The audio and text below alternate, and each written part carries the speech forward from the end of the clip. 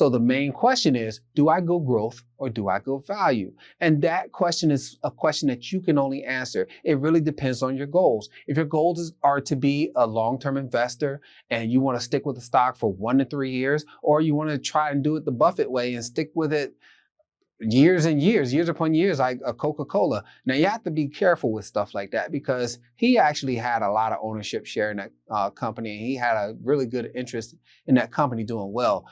Unless you have that type of money and that level of interest, you might not want to go further than 3 years, right? But it's entirely up to you. It depends on how much you believe in the company and how loyal you are to those brands and those companies.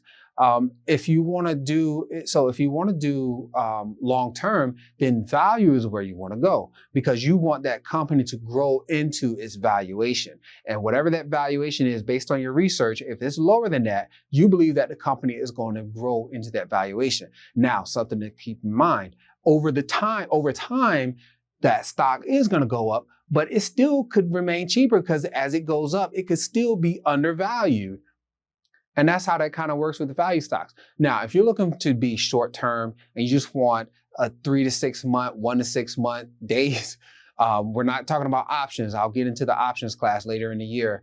I'll be offering an options class. But if you want something that's going to grow quickly, 1 to 3 months, 1 day to 3 months, you're going to go with more of a growth stock that's going to move a little bit faster. They don't really offer the dividends, but you're not looking for that long-term value play. You're looking for that short-term gain, and you want something to move quickly. Now, with that said, none of this is an exact science. This is just results from over the years. You could buy into a growth stock and it may not grow right away, or it might not keep growing. We can have pullbacks. Have you seen this year in 2025? We can have pullbacks.